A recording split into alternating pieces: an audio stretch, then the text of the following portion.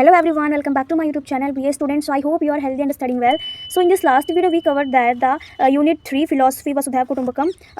तो जो है तो हमने पिछले वीडियोस में जो तो ग्राम स्वराज के बारे में पढ़ा था, है ना, जो कॉन्सेप्ट ऑफ जनपद था, ग्राम स्वराज था, तो ये हमारे यूनिट 3 था, तो पूरी तरह से कंप्लीट हो चुका है। अब हम नई यूनिट स्टार्ट करेंगे, यूनिट 4, जिसका नाम है science, environment and medical science. तो चलो इसके बारे में जो है तो हम आगे पढ़ेंगे। फिर उसके बाद हम यूनिट 5 जो हमारा लास्ट रहेगा वो कंप्लीट कर लेंगे, तो आइडिया ऑफ भारत सीरीज जो है जल्दी ही कंप्लीट हो जाएगी।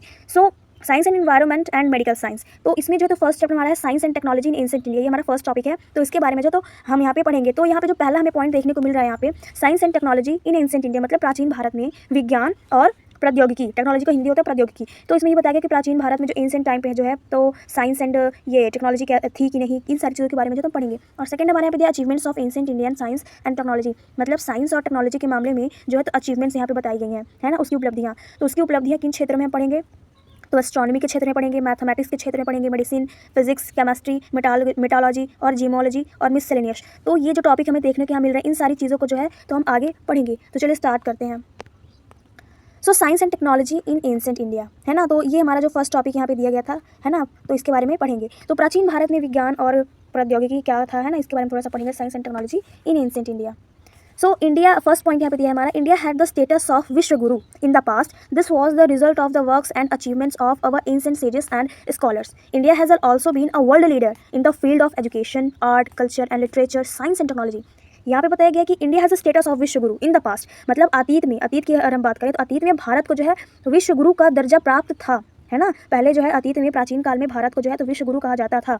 ये हमारे प्राचीन जो ऋषि और जो मतलब सेजेस ऋषि और स्कॉलर थे, मतलब जो भी ऋषि और विद्वानों के जो भी वर्क हुआ करते थे, जो उनके कार्य हुआ करते थे, उनकी उपलब्धियों का एक परिणाम था, एक तरह से कहा जाए। जो भी हमारे ऋषि मुनि थे उनका एक तरह से ये रिजल्ट था, वो इतना कार्य किया करते थे इन सारी चीज़ों के मामले में कि ये इसी चीज़ का परिणाम था कि लोग विश्व गुरु पहले कहते थे। जैसे it India has also been world leader, और यहाँ पे बताया गया है कि जो हमारा जो भारत था, है ना, शिक्षा हो गया, यहाँ पे बताया गया एजुकेशन, आर्ट, कल्चर, लिटरेचर, मतलब शिक्षा, है ना, और कला, संस्कृति, साहित्य, विज्ञान, है ना, तो इन क्षेत्रों में जो है तो भारत विश्व गुरु, जो एक तरह से कहा जाए तो भारत विश्व में सबसे ऊपर रहा है ना। यहाँ पे ये बताया गया है कि इन सारी चीज़ों के मामले में भारत जो है तो सबसे ऊपर रहा है। फिर यहाँ पे बताया गया that second point, the tradition of Indian science is the oldest tradition in the world at the time when the people of Europe were still learning to establish their colonies. The people of Indus valley in India had started living in cities in planned manner. By that time building, construction, metallurgy, textile manufacturing, transport system etcetera had developed to an advance stage. यहाँ पे ये बताया गया है कि भारतीय विज्ञान की जो परंपरा रही है ना, भारतीय विज्ञान की परंपरा विश्व की एक तरह से बहुत ही एंशिएंट, ये हमने पढ़ा था हम लोगों ने, भारतीय विज्ञान की जो परंपरा रही है विश्व की सबसे एंशिएंट परंपरा रही है। जिस समय यूरोप के लोग जो थे, अभी अपने जो भी मतलब एक तरह से कहा जाए वो लोग क्या करते थे, अभी वो अपनी कॉलोनी को इस्टेब्लिश कर रहे थे, है ना, तो वो स्थापित करना सीख रहे थे, रहना खाना इन सारी चीज़ों को सीख रहे थे। उस समय भारत में जो है तो सिंधु घाटी के लोग एक तरह से बोला जाए तो कंस्ट्रक्शन के साथ योजनाबद्ध तरीके से नगरों में रहने लगे थे, इतने अच्छे तरीके से। और तो और इंडस वैली सिविलाइजेशन में आगे आपको पढ़ाऊंगी, ये बहुत ही अच्छी, मतलब सिंधु घाटी सभ्यता के बारे में बहुत ही इंपॉर्टेंट है। और इसमें आपको पता चला कितने सारे लोग रहते थे इतने अच्छे तरीके से, एक मतलब कहा सिस्टमैटिक तरीके से वो रहा करते थे, और उनकी क्या क्या मतलब विशेषताएं हैं ये भी आपको आगे मैं पढ़ाऊंगी। तो यहाँ पे ये बताइए सिंधु घाटी जो है ना, तो वहाँ के लोग जो है तो एकदम सिस्टमैटिक तरीके से रहा करते थे, जब यूरोप के लोग जो है तो सिर्फ सीख रहे थे अभी कॉलोनी में रहना। तो यहाँ पे ये बताया गया है। और तो और उस समय तक ना, तो जो उस समय जो है तो बिल्डिंग कंस्ट्रक्शन, है ना, मेटालर्जी, है ना, धातु जो चीज़ें होती थी, जो उसके वस्त्र हुआ करते थे, वस्त्र निर्माण, है ना, और मैन्युफैक्चरिंग, ट्रांसपोर्ट सिस्टम, मतलब कि एक तरह से परिवहन व्यवस्था, ये सारी चीज़ें व्यवस्था पहले से ही भारत में पहुंची हुई थी, पहले भी ट्रांसपोर्ट हुआ करता था, ये सारी चीज़ें एडवांस पहले थी हमारे भारत देश में, है ना। तो प्राचीन भारत में कहा जाए तो विज्ञान जो है और जो टेक्नोलॉजी है वो पहले से ही मौजूद थी। तो पढ़ते हैं नेक्स्ट पॉइंट हमारा यहाँ पे दिया है, science developed further in India during the Aryan period. During this period science made great progress in the field of mathematics, astrology, chemistry, astronomy, medicine and metallurgy etcetera. यहाँ पे बताया गया है कि अगर हम आर्यकाल की बात करें, है ना, अगर हम आर्यकाल की बात करें तो साइंस डेवलप्ड, मतलब आर्यकाल में भारत में विज्ञान का और भी ज़्यादा अधिक विकास हुआ। किस टाइम पे, आर्य पीरियड में, मतलब कि आर्यकाल में भारत में विज्ञान का और अधिक विकास हुआ। ड्यूरिंग दिस पीरियड, मतलब इसी काल में जो है तो science made great progress in the field of mathematics, मतलब कि कहा गया है कि इस काल में जो है, इस टाइम पे मैथमेटिक्स, है ना, और एस्ट्रोलॉजी, मतलब ज्योतिषी वाला जो काम होता है, केमिस्ट्री, है ना, रसायन विज्ञान, एस्ट्रोनॉमी, खगोल विज्ञान, मेडिसिन, चिकित्सा, और ये मेटालर्जी मतलब धातु विज्ञान आदि के क्षेत्रों में विज्ञान ने अत्यधिक एक तरह से कहा जाए तो वो प्रगति पहले ही कर चुका है। साइंस डेवलप्ड, यहाँ पे यही बताया गया साइंस जो डेवलप हो चुकी थी इन सारी चीज़ों में। अब हमें नेक्स्ट पॉइंट जो तो देखने को मिलता है कि this tradition of science began about 200 years before the birth of Christ and continued till the end of Christ region। यहाँ पे बताया गया है कि दिस ट्रेडिशन, मतलब ये जो परंपरा रही है ना, ये परंपरा ईसा के जन्म से लगभग 200 वर्ष पूर्व, मतलब यहाँ कहा गया है कि जब ईसा जो मसीह थे उनका जो जन्म है उनके पहले से, उनके 200 वर्ष पूर्व, मतलब 200 वर्ष पहले से ही जो है तो ये जो है तो जारी रहा। विज्ञान की परंपरा हमारे भारत में पहले से ही चालू रही है। आफ्टर बर्थ, है ना, बताया गया कि जन्म के बाद, it was in a quite advance state till around the 11th century. यहाँ बताया गया कि ईसा मसीह के जन्म के बाद ये लगभग 11वीं शताब्दी तक काफ़ी उन्नत अवस्था में रहा है। क्या ये साइंस वगैरह, तो ये पहले से ही भारत में एक तरह से बोला जाए तो मौजूद रहा है, एक सुव्यवस्थित तरीके से, सिस्टमैटिक तरीके से जो है तो पहले से ही साइंस जो है तो वहाँ डेवलप कर चुकी थी इंडिया में, मतलब भारत देश में हमारे। Meanwhile a long tradition of scientist developed from Aryabhata, है ना, वराहमिहिर हो गए, और यहाँ पे ब्रह्मगुप्त, फिर उसके बाद यहाँ पे बोधयान, फिर यहाँ पे चरक, सुश्रुत और नागा अर्जुन और कणाद से, ये सारी ये क्या है, और ये सवाई जय सिंह, मतलब कि ये मतलब सवाई जय सिंह, ये सब क्या थे, ये सब वैज्ञानिक थे। एक तरह से इनकी एक बहुत ही लंबी जो परंपरा रही है, ट्रेडिशन रहा है, वो इन साइंटिस्टों का, ये जो यहाँ पे हमें वैज्ञानिक देखने को मिल रहा है, एक तरह से बहुत महार, ये सब कौन थे, एक तरह से बहुत ही कहा जाए तो नॉलेजफुल जो ये थे, ऐसे पीपल थे, और ये बहुत ही ग्रेट थे, जिनकी वजह से आज हम साइंस एंड टेक्नोलॉजी को जो है तो कहा जाए तो पहले से ही हमारे प्राचीन भारत में मौजूद था। तो ये जो है तो ये बहुत ही इंपॉर्टेंट नेम है, क्योंकि ये ईसा मसीह के बाद जो है तो ये जो मतलब शताब्दी रही है, इसमें इन लोगों ने जो है तो बहुत ही ज़्यादा डेवलप किया साइंस एंड टेक्नोलॉजी के मामले में। जो हमारा नेक्स्ट पॉइंट है वहाँ पे बताया गया है कि the tradition of scientific research and invention in India has been going to the since ancient times. The buildings, road, drains, bathrooms etcetera of the cities found in the excavation at places like Mohenjodaro, Harappa, Kalibangan, Lothal, Chanhudaro, Banawali, Surkotada etcetera. तो यहाँ पे बताया गया है कि प्राचीन काल से जो है तो भारत में जो साइंस की रिसर्च है वो बहुत ही पहले से ही चली आ रही है, ट्रेडिशन है ये, एक तरह से बोला जाए तो पहले से ये परंपरा हमारे भारत में चली आ रही है, जहाँ मोहनजोदड़ो, हड़प्पा, कालीबंग, लोथल और चुनहुदड़ो, बनावली और सुरकोटदा, ये एक्सेट्रा, ये क्या है, ये सारी चीज़ें, ये सारी प्लेसेस हैं जहाँ पर हमें खुदाई के दौरान जो है ना तो बहुत सारी चीज़ें हमें देखने को मिली हैं, जहाँ हमें क्या देखने को मिला, तो सड़कें देखने को मिली है, रोड देखने को मिला है, ड्रेन्स देखने को मिला है, स्नान घर, ये सारी चीज़ें हमें पक्की ईंटों से बने हुए मिले हैं। तो इससे हमें ये साबित होता है कि प्राचीन काल से ही जो है तो भारत में साइंटिफिक रिसर्च होने के बाद ये समझ में आया कि पहले से ही यहाँ जो है तो डेवलप हुआ था, मतलब ये साइंस, मतलब एक तरह से कहा जाए कि डेवलपमेंट पहले से ही यहाँ भारत में थी। ये सब खुदाई के दौरान हमें यहाँ देखने को मिलते हैं। The resident here use to trade with foreign countries through ships. यहाँ पे ये भी बताया गया है कि यहाँ के जो निवासी रहते थे वो जहाज़ों के माध्यम से विदेशियों से व्यापार करते थे, मतलब कहा जाए तो ट्रांसपोर्ट का भी सिस्टम था, ये आज का नहीं है। ये भारत में पहले से ट्रांसपोर्ट का भी सिस्टम हुआ करता था, जहाँ समुद्र में जहाज़ों के माध्यम से अगर कहा जाए तो विदेशों में जो है तो फॉरेन में क्या करते थे, ये व्यापार करते थे। और तो और बताया गया है कि they had knowledge of measurement and weight, और तो और इन्हें जो है तो माप तौल का भी बहुत ज़्यादा ज्ञान था। Agriculture was in advance stage, और उस टाइम पे जो कृषि उन्नत हुआ करती थी उसकी जो अवस्था थी एक तरह से कहा जाए बहुत ही उन्नति करती थी, उस टाइम पे बहुत ही एडवांस लेवल की थी। They used bronze, gold smiths used to make ornaments of gold, silver and precious stones. This means that this people were proficient of mining, this people knew how to make woollen and cotton clothes. तो ये जो paragraph है तो इसमें पढ़ने से ये समझ में आ रहा है पूरी तरह से कहने का कि भारत में, ये आज ही नहीं, भारत में सबसे पहले, पूरे विश्व में अगर बात किया जाए तो सबसे पहले एकमात्र ऐसा देश भारत, जहाँ कहा जाए तो पहले से ही एक तरह से कहा जाए तो यहाँ सबसे पहले विकास हुआ है ना।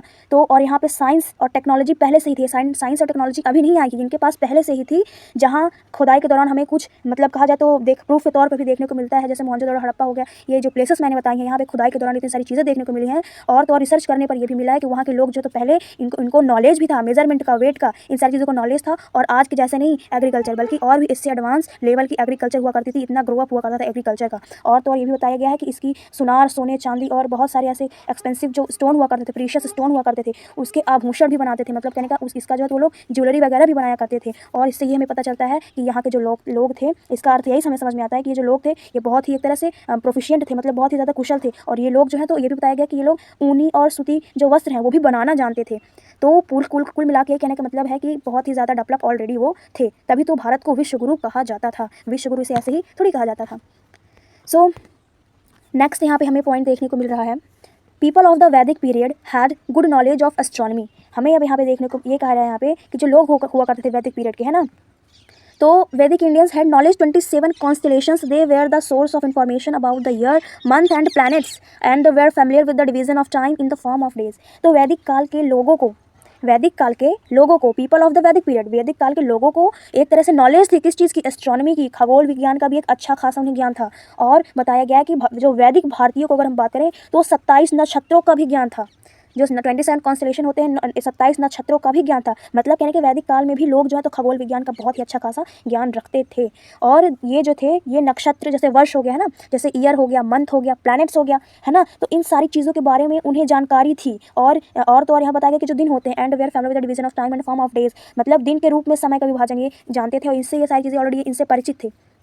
तो कुल मिलाकर यही कहने का मतलब है कि आज जो बताया जाता है कि टाइम वगैरह, टाइम मैनेजमेंट है ना, टाइम स्पेस, ये सारी चीज़ें, तो ये जो है तो भारत के लोग पहले से ही जानते थे। और इनके पास हम मतलब अगर हम लोग अगर देखें, हॉली बुक वगैरह देखें या ऐसी बुक्स देखें, है ना, वेद के बारे में पढ़ें, तो इन सारी चीज़ों का नॉलेज भी हमें वहाँ देखने को मिलता है। Changes in weather, presence of micro organism in the body and genetic changes that cause disease. मैं आपको बता दूं, जितना भी टॉपिक में यहाँ पे जितना भी कंटेंट में लाई हूँ, यहाँ पे जो भी आपको पॉइंट्स देखने को मिल रहा है, every point is a very important in this chapter. आपको यहाँ पे जो है तो कोई भी पॉइंट्स आप ले सकते हैं, बहुत इंपॉर्टेंट यहाँ पे टॉपिक्स दे रखे हैं ऑलरेडी। और इसे मुझे नहीं लगता कि आपको जो है तो स्किप करने की जरूरत है, ये बहुत इंपॉर्टेंट है। और ये पता होना चाहिए कि हमारे एंशिएंट इंडिया में, मतलब प्राचीन भारत में जो है तो साइंस एंड टेक्नोलॉजी की क्या महत्वता थी, इन सारी चीज़ों के बारे में ऑलरेडी पता होना चाहिए, तो इसको स्किप नहीं करिएगा। तो यहाँ पे बताया गया कि मौसम में परिवर्तन का, यहाँ पे चेंजेस इन वेदर भी बताया गया है। और प्रेजेंस ऑफ माइक्रो ऑर्गेनिज्म, जो शरीर में हमारे माइक्रो ऑर्गेनिज्म होते हैं, हमारी बॉडी में माइक्रो ऑर्गेनिज्म होते हैं, है ना, और जेनेटिक जैसी जो चीज़ें हैं, तो इन सारी चीज़ों को भी वो जानते थे। मौसम में परिवर्तन, शरीर में जो भी जीव की उपस्थिति रहती थी, है ना, और परिवर्तन जो रोग का कारण बनते हैं, यहाँ ये सारी चीज़ों को बताया गया कि पहले से भी इसके बारे में इन्हें नॉलेज रहा करती थी। The principal of factors etcetera we are recognized here. Surgery was also done in the Ayurvedic system of medicine. At the same time studies of external internal structure of plants and animals were also done in the field of agriculture. The system of crop rotation was adopted even then is increase in the fertility of the soil. तो कहा गया है कि जो है तो पहले जो है तो ये सारी चीज़ों को नॉलेज हुआ करती थी, है ना, और हमारी बॉडी में क्या कितने माइक्रो ऑर्गेनिज्म रहते हैं नहीं, और मौसम में जो परिवर्तन हुआ करता था, जो जेनेटिक से और जो बीमारियां हुआ करती थी, ये सारी चीज़ें जो है तो पहले के सिद्धांतों को मान्यता दी गई थी, सारे जो है तो प्रिंसिपल्स थे और इनको मान्यता दी गई है। और सर्जरी, पहले भी सर्जरी सोची हुआ करती थी आयुर्वेदिक सिस्टम ऑफ मेडिसिन, मतलब आयुर्वेदिक चिकित्सा, अगर हम इसकी पद्धति में बात करें तो जो है सर्जरी जो है हुआ करती थी। और साथ ही साथ बताया गया है कि जो पौधे और जानवरों की भी जो है तो स्टडी चलने लगी थी। कहाँ, कब? प्राचीन भारत में, जब लोग, यूरोप के लोग जब क्या करते थे, जब यूरोप के लोग सिर्फ रहना सीख रहे थे, तब भारत में जो तो सर्जरी, है ना, इसके बारे में जो अध्ययन हुआ करता था। और किसके बारे में? प्लांट्स एंड जानवरों के बारे में, एक तरह से कहा जाए, है ना, प्लांट्स एंड एनिमल में अध्ययन चल रही थी। और तो और सर्जरी जो है उसके बारे में भी जो है तो कहा जाए तो चिकित्सा के बारे में भी जो है तो आयुर्वेदिक चिकित्सा में इसका हमें वर्णन देखने को भी मिलता है।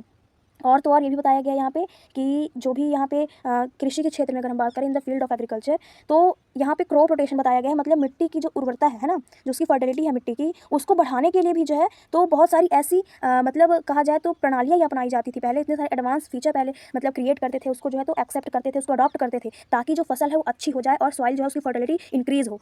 तो यही हमें समझ में आ रहा है कि जो पहले के लोग थे, जो पहले हमारा एंशिएंट इंडिया था, वो जो है तो बहुत ही ज़्यादा एडवांस्ड हुआ करता था हर मामले में। फिर हमें यहाँ पे देखने को मिल रहा है, जो हम सेकंड हमारा टॉपिक था, हमें अचीवमेंट्स पढ़नी थी, है ना, तो achievements of ancient Indian science and technology. तो उसमें सबसे पहले हम पढ़ेंगे इन द फील्ड ऑफ एस्ट्रोनॉमी, ठीक है। तो यहाँ पे बताया गया कि जो एस्ट्रोनॉमी है हमारा खगोल विज्ञान, इसमें जो है तो क्या अचीवमेंट्स हमें देखने को मिली, कहाँ? प्राचीन भारत में साइंस एंड टेक्नोलॉजी के मामले में, है ना, कि ancient Indian science and technology में किसको, एस्ट्रोनॉमी की क्या फील्ड रही है, इसने क्या अचीवमेंट किया। तो चलो इसके बारे में थोड़ा सा पढ़ते हैं। This science developed in India itself. This science developed in India itself, ये विज्ञान भारत में ही विकसित हुआ है। याद रखिएगा, एस्ट्रोनॉमी जो है ये भारत में ही जो है तो विकसित हुआ है। Aryabhata had confirm the spherical shape of earth and its rotation on it axis about 1000 years before the famous German astronomer Copernicus. तो बताया गया कि ये विज्ञान भारत में ही विकसित हुआ। आर्यभट्ट ने प्रसिद्ध एक जर्मन खगोल शास्त्री कोपेर्निकस से लगभग 1000 वर्ष पहले ही पृथ्वी के गोलाकार और अपनी जो गोलाकार जो बता, उन्होंने ये 1000 पहले ही बता दिया। किसके? ये जो हमें देखने को मिले हैं कि जो फेमस जर्मन एस्ट्रोनॉमर थे, है ना, यहाँ पे बताया गया इनका नाम है तो कोपेर्निकस से लगभग 1000 पहले ही जो है तो आर्यभट्ट ने ये बता दिया था कि उन्होंने ये बता दिया था कि जो पृथ्वी है वो घूमने की पुष्टि करती है, मतलब कि गोलाकार, एक तो पृथ्वी के गोला आकार और अपनी जो धुरी है उस पर वो घूमने की पुष्टि कर दी थी। और आर्यभट्ट ने ये भी बताया था, Aryabhata had written book named Aryabhatiya, मतलब आर्यभट्टी एंड आर्य सिद्धांत। तो यहाँ पे बताया गया कि आर्यभट्ट ने आर्यभट्टी और आर्य जो है सिद्धांत नामक एक पुस्तक जो है तो लिखी थी। और similarly Brahmagupta had confirmed the gravitational theory of the earth about 100 years before Isaac Newton. अब यहाँ पे देखिए कितना अच्छा यहाँ पे हमें जो है तो समझ में आ रहा है कि तो यहाँ पे बताया गया कि जो एस्ट्रोनॉमी है ना वो भारत में विकसित हुई। आर्यभट्ट ने जो है तो जर्मन जो एस्ट्रोनॉमर जिन्हें बताया जाता है कोपरनिकस ने जो है तो उनसे पहले 1000 वर्ष पहले ही इन्होंने आर्यभट्ट ने ये बता दिया था कि जो पृथ्वी है वो गोलाकार की घूमती है। और वहीं पे ब्रह्मगुप्त ने जो है तो ये भी कंफर्म कर दिया था कि जो ग्रेविटेशनल थ्योरी है ना उन्होंने ये 1000 वर्ष पहले ही बता दिया था, जब आइजक न्यूटन ने नहीं मतलब आइजक न्यूटन वाला हम नहीं पढ़ते कि उन्होंने जो है तो सेब नीचे गिरा तो वो सोचे कि क्यों गिरा, और उसकी ग्रेविटेशनल थ्योरी की जो है तो उन्होंने एक तरह से कहा जाए तो उन्होंने इसके बारे में जो है तो खोज की। तो ऐसा तो हमारे भारत देश में जो है तो ग्रेविटेशनल थ्योरी जो है जो इसको 1000 वर्ष पहले ही जो है तो बता दिया गया था, कंफर्म कर दिया गया था। It is a different matter that for some reason the western scientist got the credit for this. अब यहाँ पे ये बताया गया है कि ये अलग बात है कि किसी कारणवश जो है तो इसका श्रेय पश्चिमी वैज्ञानिकों को मिल जाता है ना, इसका जो क्रेडिट है वो पश्चिमी लोगों को मिल जाता है, क्योंकि बीच में ऐसी स्थिति हो गई थी। ये हमारा जो भारत है ये इतना विश्व गुरु था, इसे सोने की चिड़िया कहा जाता था। ऐसी यहाँ पे एक तरह से बोला जाए तो स्वर्ग कहा जाता था। जापान के लोग जो है तो इसे भारत को स्वर्ग कहा करते थे पहले, और यहाँ पे आके वेस्टर्न लोग मतलब जो लोग थे वो आके हमारे भारत देश को ऐसा एक तरह से बर्बाद करने की कोशिश किए, इतना मतलब लूटने की कोशिश किए तो भी लूट नहीं पाए। एक तरह से कहा जाए इतना इन्होंने मतलब कहा जाए तो भारत में आके इतना आक्रमण फैलाया, लोगों को गुलाम बनाया, यहाँ के लोगों को इतना परेशान किया है ना। उसमें भी सारी चीज़ें अपने अपने देश ले गए, और जब उनको जो सारी चीज़ें समझ में आई हमारे भारत देश में क्या क्या विकसित हुआ, ये भी उन्होंने देखा कि हमारे भारत देश में जो है तो इतनी सारी चीज़ें ऑलरेडी हैं। तो ये क्या कि चीटिंग की एक तरह से आप बोल सकते हैं। चीटिंग कर अपने देश जाते थे, वहाँ सारी चीज़ें बनाया करते थे और नाम लिखवा लिया करते थे कि हाँ ये हमने किया। ऐसी चीज़ें हुआ करती थी और इन सारी चीज़ों का क्रेडिट वो ले लिया करते थे। The origin of Indian astronomy is considered to be from the Vedas. The Vedic Indians had developed astronomy to know the auspicious time for their yajna and other religious rituals. The Vedic Aryans were familiar with the northward and southward movement of the sun. The only book of Vedic astronomy is Vedang. Only book is astronomy is Vedang Jyotish. It was written by sage Lagadh about 100 years before Christ. है ना। तो यहाँ पे हमें बताया गया है कि जो अगर हम खगोल विज्ञान के क्षेत्र में अगर बात करें तो फिर यहाँ पे बताया गया है कि हमें इसका ओरिजिन जो है भारत का जो वैदिक भारतीयों ने जो है तो अपने एक तरह से कहा जाए तो इसकी उत्पत्ति वेदों में मानी है ना। भारतीय खगोल विज्ञान की उत्पत्ति वेदों से ही मानी जाती है, और वैदिक भारतीय ने अपने यज्ञ जो उनके यज्ञ हुआ करते थे यज्ञ में और जो रिलीजियस रिचुअल हुआ करती थी, अन्य धार्मिक जो भी अनुष्ठान हुआ करते थे उसके शुभ मुहूर्त को जानने के लिए खगोल विज्ञान का एक तरह से विकास यहाँ पे किया गया था। और वैदिक आर्य जो है तो सूर्य की एक तरह से कहा जाए southern movement and northward movement जो है सन की, इसके बारे में भी जो है तो परिचित थे। और वैदिक खगोल विज्ञान पर जो है तो एकमात्र हमें ग्रंथ देखने को मिलता है वेदांग में ज्योतिष है ना, वेदांग ज्योतिष। और इसकी रचना जो है तो जो इसकी रचना जो है तो लगभग 100 वर्ष पहले ही ऋषि लगध ने कर दी थी, है ना। तो ये पहले ही जो है तो जब ज्योतिष ये जो वेदांग ज्योतिष है ना, ये एस्ट्रोनॉमी है, वैदिक एस्ट्रोनॉमी, ये एक ऐसी बुक है जिसको लगध जी ने लिखा था, है ना। और ये 100 वर्ष पहले ही बिफोर क्राइस्ट, मतलब कि जब क्या कहते हैं क्राइस्ट का जन्म नहीं हुआ तो उसके पहले ही जो है तो 100 वर्ष पहले ही लगध नामक एक जो हमारे सेज हुआ करते थे, मुनि ऋषि हुआ करते थे, उन्होंने जो ये बुक लिख दी थी, है ना। तो हमें देखने को सारी चीज़ें मिलती है एस्ट्रोनॉमी। सो अब नेक्स्ट पॉइंट है हमारा, After this, Brahmagupta tenure in Indian astronomy is considered to be from the 7th century. He was probably the first great mathematician of India to use algebra and calculation related to astronomy. Brahmagupta Siddhant is the major book. अब यहाँ पे बताया गया है कि after this कहने का मतलब कि इसके बाद, है ना, इसके बाद जब एस्ट्रोनॉमी में जो मुनि थे, ऋषि मुनि थे, लगभग उन्होंने जब बुक वगैरह लिख दी थी इसके बारे में, ये सारी चीज़ें हमें देखने को मिलता है। तो इसके बाद जो तो ब्रह्मगुप्त जो थे, इसके बाद भारतीय खगोल विज्ञान में ब्रह्मगुप्त का जो कार्यकाल रहा है वो 7वीं शताब्दी से माना जाता है ना। और तो और यहाँ पर बताया गया है कि ये जो है तो खगोल विज्ञान से संबंधित जो भी मतलब मैथमेटिशियन, मतलब ये क्या करते थे कि 7th सेंचुरी में ये पूरी तरह से कहा जाए तो खगोल विज्ञान में जो भी कैलकुलेशन से रिलेटेड सारी चीज़ें हुआ करती थी, है ना, एल्जेब्रा वगैरह, एल्जेब्रा एंड कैलकुलेशन, ये इससे रिलेटेड जो भी चीज़ें हुआ करती थी एस्ट्रोनॉमी में, है ना, तो उनको ये जो है तो एक तरह से कहा जाए तो इसका प्रयोग वो किया करते थे। और एल्जेब्रा यूज़ करने वाले, एल्जेब्रा एंड कैलकुलेशन मतलब एल्जेब्रा जो है तो बीज गणित इसको बोलते हैं हिंदी में, इसकी जो कैलकुलेशन प्रयोग करने वाले भारत के सबसे पहले महान गणितज्ञ थे। एल्जेब्रा की अगर बात करें, कोई बोले एल्जेब्रा कैलकुलेशन कहाँ सबसे पहले स्टार्ट हुआ, तो ये भारत में ही हुआ है। इससे रिलेटेड जो है तो एस्ट्रोनॉमी खगोल अगर हम बात करें तो ये बहुत ही महान गणितज्ञ थे, है ना। कौन? ब्रह्मगुप्त। ये ऐसे फर्स्ट ग्रेट मैथमेटिशियन थे, है ना, जिन्होंने एल्जेब्रा का कैलकुलेशन जो है तो एस्ट्रोनॉमी में यूज़ किया। ब्रह्मगुप्त सिद्धांत इज़ द मेजर बुक। और यहाँ पे ब्रह्मगुप्त जो सिद्धांत है इसका प्रमुख ग्रंथ है। तो याद रखिएगा, ये बहुत इंपॉर्टेंट है कि ब्रह्मगुप्त जो सिद्धांत है उनका सबसे मेजर बुक था, किसका? ब्रह्मगुप्त का। आफ्टर ब्रह्मगुप्त, है ना, ब्रह्मगुप्त के बाद भास्कराचार्य, अब यहाँ पे भास्कराचार्य हमें देखने को मिलते हैं, ये भी क्या थे, has a made special contribution to astronomy, जो भास्कराचार्य का खगोल विज्ञान में विशेष योगदान रहा है।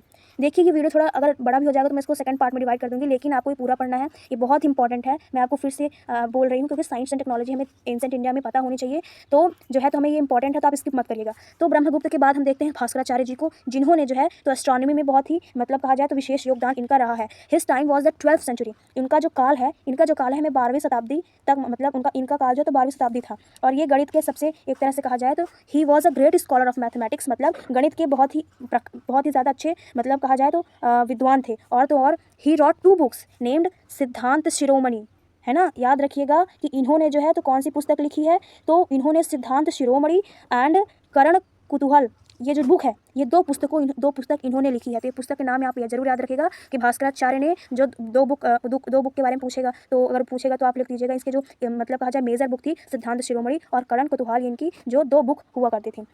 और तो और एज एन एस्ट्रोनॉमर, एक खगोल शास्त्री के रूप में अगर हम बात करें, है ना, तो Bhaskaracharya is a famous for his concept of instantaneous speed. तो भास्कराचार्य अपनी किस चीज़ से ये ज़्यादा फेमस थे, तो इनकी जो स्पीड हुआ करती थी ना, इनकी जो स्पीड थी, मतलब एक तरह से कहा जाए किसी भी चीज़ को, किसी भी कॉन्सेप्ट को जो है तो ये इतना जल्दी क्लियर करते थे, इतना जल्दी इनकी स्पीड इतना जल्दी हुआ करती थी कि इनकी जो भी कॉन्सेप्ट हुआ करता था तो इनको इतना जल्दी स्पीड में किया करते थे कि जिसके लिए इन्हें लोग जो है तो इनकी जो अवधारणा हुआ करती थी प्रसिद्ध हुआ करती थी, है ना। This help astronomer to gain correct knowledge of the movement of planets, और इसमें खगोल शास्त्रियों को ग्रहों की जो गति है उसका सही ज्ञान प्राप्त करने में जो है तो मदद मिलती थी। ये तत्कालिक गति के अवधारणा के लिए प्रसिद्ध है, मतलब बोला जाता है कॉन्सेप्ट ऑफ इंस्टेनियस स्पीड। ये किस लिए जाने जाते हैं, तो कॉन्सेप्ट ऑफ इंस्टेनियस स्पीड के लिए जाने जाते हैं, क्योंकि इन्हीं से जो है तो हमें हेल्प मिलती है ना, कि ये गेन करेक्ट नॉलेज, मतलब कि ये जो है तो इनकी वजह से ही कहा जाए तो जो ग्रह है उनकी जो गति है वो सही ज्ञान प्राप्त करने में हमें इनकी जो कॉन्सेप्ट है हमें देखने को मिलता है, कॉन्सेप्ट ऑफ इंस्टेनियस स्पीड, इससे जो हमें हेल्प मिलती है ताकि हम जो भी प्लैनेट्स के मूवमेंट है उनके नॉलेज में हमें एक तरह से करेक्ट ज्ञान, एक तरह से सही ज्ञान प्राप्त होता है। फिर हम यहाँ पे सेकंड अगर हम टॉपिक की बात करें तो वहीं पे बताया गया कि सेकंड में हम किसके फील्ड में पढ़ेंगे, मैथमेटिक्स के, मतलब कहा जाए कि मैथमेटिक्स के फील्ड में जो है तो क्या अचीवमेंट्स रही है एंशिएंट इंडिया में, है ना। तो यहाँ पे बताया गया है, सेकंड हमारा दिया है द फील्ड ऑफ मैथमेटिक्स। तो यहाँ पे जो है तो the discoveries and invention of which Europe is so proud today we are impossible without a developed mathematical system. तो यहाँ पे बताया गया कि जिन खोजों और आविष्कारों पर आज यूरोप को इतना गर्व है वो एक विकसित गणितीय प्रणाली के बिना असंभव थे। एक तरह से कहा जाए कि यूरोप के जो भी मतलब यूरोप के जिन खोज और आविष्कारों से जो भी डिस्कवरी है, जो भी इन्वेंशन है ना, जिससे यूरोप जो है इतना अपने प्राउड फील करता है, तो ये इम्पॉसिबल थे किसके, अगर मैथमेटिकल सिस्टम ना होता तो। और the ignorant person who discovered the new system was the son of India, medieval Indian mathematics like Brahmagupta 7th century, Mahavira 9th century, Bhaskara 12th century made many discoveries which Europe was unaware of even till the renaissance period and beyond. Zero and decimal are also Indians' gift to the world. There is no dispute that India had a high tradition of mathematics. लोग चाहे कितना भी छुपाने की कोशिश करें, Europe के जो भी है जितना अपने आप को बताने की कोशिश करें कि हमने ये सारी चीज़ें की हैं, लेकिन हमें प्रूफ के तौर पे भी देखने को मिलता है। हमें पता है कि भारत में जो है तो यहाँ पे डिस्कवरी एंड इन्वेंशन जब यूरोप कर रहा था, जितना गर्व करता है अपने ऊपर विकसित, तो वो असंभव था जब तक अगर जो है तो भारत में जो ब्रह्मगुप्त है वो जो 7वीं शताब्दी के में तो ब्रह्मगुप्त का कार्यकाल था, और महावीर का 9वीं शताब्दी में जो है तो कार्यकाल था, और भास्कराचार्य का जो है तो 12वीं शताब्दी में महाकाल था। ये जैसे अगर महान लोग मध्यकालीन भारतीय गणितज्ञ थे एक तरह से, ये महान लोग अगर ऐसी खोजें ना करते जिनके बारे में यूरोप जो है तो इनके बाद जो है तो यूरोप इन्हीं सारी चीज़ों जो है तो इस कार्यकाल के बाद ही एक तरह से कहें तो उन्हें बिल्कुल इसके बारे में ये अनअवेयर थे। जब महावीर है ना, ब्रह्मगुप्त, भास्कराचार्य, ये मध्यकालीन में जो गणितज्ञ थे ये खोज करते गए, जब यूरोप जो है तो उसका एक तरह से पुनर्जागरण काल चल रहा था, और उसके बाद भी ये अनभिज्ञ थे, मतलब इन्हें नॉलेज ही नहीं था, अनअवेयर ही नहीं थे उस टाइम पे। और तो और यहाँ पे बताया गया कि जो जीरो एंड डेसिमल है, जो जीरो है, जो शून्य और दशमलव जो भी है, मतलब शून्य और दशमलव जो है वो विश्व को भारत की ही देन है। और तो और there is a no dispute, मतलब और इसमें कोई संदेह नहीं है कि भारत में गणित की एक बहुत ही ऊंची परंपरा रही है। तो हमें यहाँ कुल मिला के कहने का हमारा यहाँ पे मतलब निकल रहा है कि इन द फील्ड ऑफ मैथमेटिक्स में, गणित के क्षेत्र में अगर हम बात करें तो जहाँ यूरोप जो है तो इतना विकसित नहीं था, और तो और ये मतलब यूरोप में जो आज हम मतलब एक तरह से मैथमेटिकल सिस्टम में बताया जाए तो बहुत ही इसका जो प्रणाली है विकसित है, तो ये विदाउट ये बहुत इंपॉसिबल था जब तक कि महावीर जैसे ब्रह्मगुप्त और भास्कराचार्य जैसे महान गणितज्ञ, अगर जो वो थे, ये सब क्या थे, महान गणितज्ञ थे, इन्होंने ही जीरो डेसिमल और ऑल्सो मतलब कहा जाए तो जीरो डेसिमल की भी जो है तो भारत में ही एक तरह से बोला जाए तो इसका जो है तो मतलब उत्पत्ति हुई है, और इसमें कोई संदेह नहीं है कि भारत में गणित की एक बहुत ही ऊंची परंपरा रही है। तो अब हम थर्ड पॉइंट देखेंगे यहाँ पे, इन द फील्ड ऑफ मेडिसिन, है ना। तो अभी हमने किसमें किसी इन द फील्ड ऑफ एस्ट्रोनॉमी के बारे में पढ़ा, खगोल विज्ञान के क्षेत्र में पढ़ा। फिर हमने इन मैथमेटिक्स मतलब गणित के क्षेत्र में पढ़ा, है ना। गणित के क्षेत्र में जो तीनों हमारे महान जो भी ब्रह्मगुप्त, भास्कराचार्य, है ना, और महावीर जैसे लोग थे, इनके बारे में पढ़ा। अब इन द फील्ड ऑफ मेडिसिन के बारे में पढ़ेंगे कि मतलब कहा जाए तो मेडिसिन के क्षेत्र में अगर हम बात करें तो भारत कैसा था प्राचीन काल में चिकित्सा के क्षेत्र में। So there has been a long tradition of medical science in India. यहाँ पे बताया गया कि भारत में चिकित्सा विज्ञान की एक बहुत ही लंबी परंपरा रही है। Medical science has been given the same respect of as Vedas. चिकित्सा विज्ञान में वेदों के समान ही सम्मान दिया गया है ना। This is the reason why Indian medical system is called Ayurveda. मतलब इसकी बहुत ही ज़्यादा रिस्पेक्ट रही है और बताया गया कि यही कारण है कि भारतीय चिकित्सा जो पद्धति है उसमें इसको आयुर्वेद कहा गया है। The first written knowledge about Indian medical system is found of Atharvaveda. और भारतीय चिकित्सा जो हमारी पद्धति रही है ना, जो मेडिकल सिस्टम रहा है हमारा, जो भारतीय चिकित्सा पद्धति का एक पहला लिखित हमें नॉलेज जिसमें दिया जाता है वो अथर्ववेद में मिलता है। अगर आप अथर्ववेद में जो है तो इसके बारे में जो डिस्कस किया गया है। सेकेंड पॉइंट हमें देखने को मिलता है, the Atharvaveda contains the formulas use to the treatment of various disease. Atharvaveda में विभिन्न रोगों के उपचार के लिए बहुत ऐसे सारी मतलब कहा जाए तो फार्मूला हमें देखने को मिलता है। कहाँ? इसमें मेडिसिन के मामले में बताया जा रहा है कि बहुत सारी ऐसी औषधियाँ भी बताई गई हैं, बहुत सारे ऐसे फार्मूला भी ट्रीटमेंट बताए गए हैं। These formula also contain the names of various disease and the name of various type of medicine for their treatment. पहले अगर बात करें तो इन द फील्ड ऑफ मेडिसिन मतलब चिकित्सा के क्षेत्र में पहले बहुत सारे ऐसे फार्मूला यूज़ हुआ करते थे ट्रीटमेंट के लिए, ऐसी बहुत सारी औषधियाँ हुआ करती थी मेडिसिन ट्रीटमेंट करने के लिए। और detail information is available on the subject of water therapy, sun rays therapy, mental therapy after the Atharvaveda about 600 years before Christ. Charak Samhita on physical, fire therapy and Sushruta Samhita on surgery were found. बहुत important topic यहाँ पे हमें देखने को मिल रहा है। These are authentic and world renowned text on the medical branch.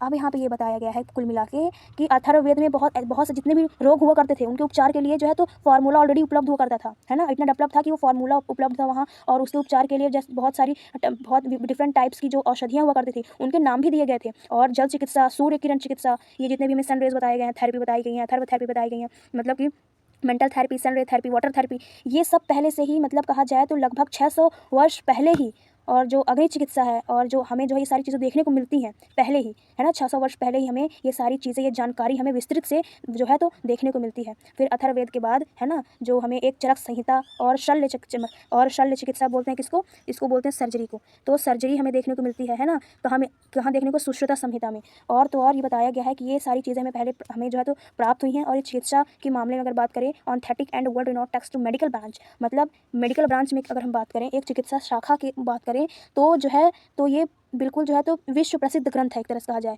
World renowned text है। क्या कौन सा, एक तरह से बोला जाए तो सुश्रुता संहिता, चरक संहिता, ये एक तरह से बोला जाए तो विश्व प्रसिद्ध ग्रंथ है। तो हमारा जो फील्ड ऑफ मेडिसिन हुआ ये भी कंप्लीट हुआ। यहाँ पे बताया गया कि चिकित्सा के क्षेत्र में जो है तो ऑलरेडी ऐसी बहुत सारी थेरेपी हैं जो आज चल रही हैं, तो ये पहले से ही जो है तो भारत देश में जो है तो विकसित हो चुका था, है ना। यहाँ पे ये बताया गया है इंडियन मतलब एंशिएंट इंडिया में, प्राचीन भारतीय काल में बात करें तो सारी चीज़ें ऑलरेडी डेवलप्ड थी। अब हमारा फोर्थ है इन द फील्ड ऑफ फिजिक्स। अगर हम फिजिक्स की बात करें, इसके क्षेत्र में अगर हम बात करें तो बताया कि भौतिकी के क्षेत्र में अगर हम बात करें फिजिक्स, इसके जो एरियाज़ हैं तो इन ancient time physics was also prevalent in India along with other sciences. तो यहाँ बताया गया कि प्राचीन काल में भारत में जो है तो बहुत सारे ऐसे अदर साइंस के साथ साथ जो है ना तो फिजिक्स भी प्रचलित थी, है ना। तो यहाँ पे बताया गया कि जो ऋषि थे मतलब सेज कणाद, मतलब ऋषि कणाद ने इसे प्रूव किया था 6ठी शताब्दी में, 6th century BC before Christ. तो ये यहाँ पे बताया गया कि sage Kanada had proved in the 6th century BC that every substance in the world is made up of item, मतलब made up of atoms. He has also discuss the structure, nature and types of atom. मतलब ये बताया गया यहाँ पे कि जो physics की अगर हम बात करें, अगर हम भौतिक क्षेत्र की बात करें तो एंशिएंट इंडिया में ही मतलब प्राचीन काल में ही भारत में बहुत सारे ऐसे मतलब साइंस में तो चल ही रहे थे, इसके अदर फिजिक्स भी चल रही थी, मतलब ये भी भौतिकी भी प्रचलित थी, जहाँ ऋषि जो कणाद थे हमारे वो 6ठी शताब्दी ईसा पूर्व में ही ये बता दिया था, इस चीज़ की पुष्टि कर दी थी, उन्होंने ये प्रूफ कर दिया था कि संसार का प्रत्येक मतलब कहा जाए तो world is a made up of atoms. जो संसार है हमारा वो एक पदार्थ में एक तरह से कहा जाए तो ऐसा परमाणुओं से बना है ना। उन्होंने ये बता दिया था कि वर्ल्ड को कि ये एटम से बना हुआ है, और उन्होंने जो है तो डिस्कस किया structure, nature and types of atoms. मतलब उन्होंने जो एटम्स को परमाणु कहा जाता है, उन्होंने परमाणुओं को एक तरह से उनकी जो उसका जो स्ट्रक्चर है ना, उसकी जो संरचना है, उसका जो नेचर है मतलब उसकी जो प्रकृति है और उसके टाइप्स उन्होंने पहले ही चर्चा कर दी थी। इन्होंने ऋषि जो कणाद थे तो उन्होंने पहले सारी चीज़ें प्रूफ कर दी थी 6th century में ही।